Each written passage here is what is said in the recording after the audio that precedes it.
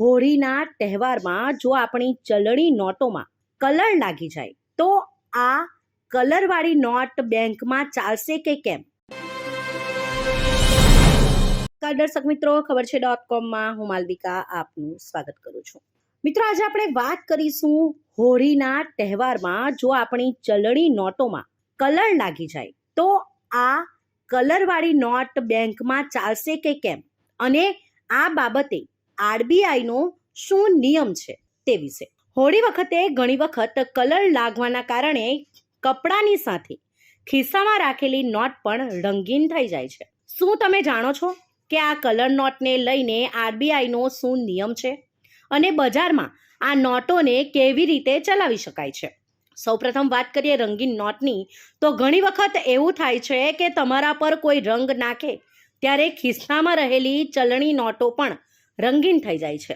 આવી સ્થિતિમાં જ્યારે તમે આ નોટોને કોઈ દુકાનદારને આપો છો તો તેને લેવાનો દુકાનદાર દ્વારા ઇનકાર કરી દેવામાં આવે છે. પરંતુ જો તમે તેને રિઝર્વ બેંક ઓફ ઇન્ડિયાના નિયમ બતાવશો તો તે આ નોટો લેવાનો ઇનકાર નહીં કરે, કારણ કે આરબીઆઈનો નિયમ છે કે કલર લાગેલી નોટને લેવાથી કોઈ પણ દુકાનદાર ઇનકાર નથી કરી શકતો. હવે વાત કરીએ ફાટેલી નોટની, તો હોળીમાં ઘણી વખત એવું થાય કે પલળી જવાના કારણે નોટ ફાટી જાય. આવી સ્થિતિમાં તમે રિઝર્વ બેંક ઓફ ઇન્ડિયાના નિયમ અનુસાર દેશની બધી બેંકોમાં જૂની ફાટેલી નોટો વળેલી નોટોને લઈ જઈને બદલાવી શકો છો.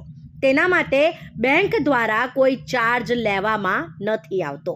ત્યારબાદ વાત કરીએ નોટના કેટલા પૈસા પરત મળશે તેની, તો કોઈ પણ ફાટેલી નોટને બેંકમાં બદલવા પર બેંક તમને તે નોટની સ્થિતિના અનુસાર પૈસા પરત કરે છે. ઉદાહરણ તરીકે 2000 રૂપિયાની નોટનો 88 વર્ગ સેન્ટીમીટર હોવા પર સંપૂર્ણ પૈસા મળશે, પરંતુ 44 વર્ગ સીએમ પર અડધું મૂલ્ય મળશે. 200 રૂપિયાની નોટની, તો આવી જ રીતે જો 200 રૂપિયાની ફાટેલી નોટમાં 78 વર્ગ સેન્ટીમીટર ભાગ આપવા પર સંપૂર્ણ પૈસા મળશે, પરંતુ 39 વર્ગ સેન્ટીમીટર પર અડધા પૈસા જ મળશે.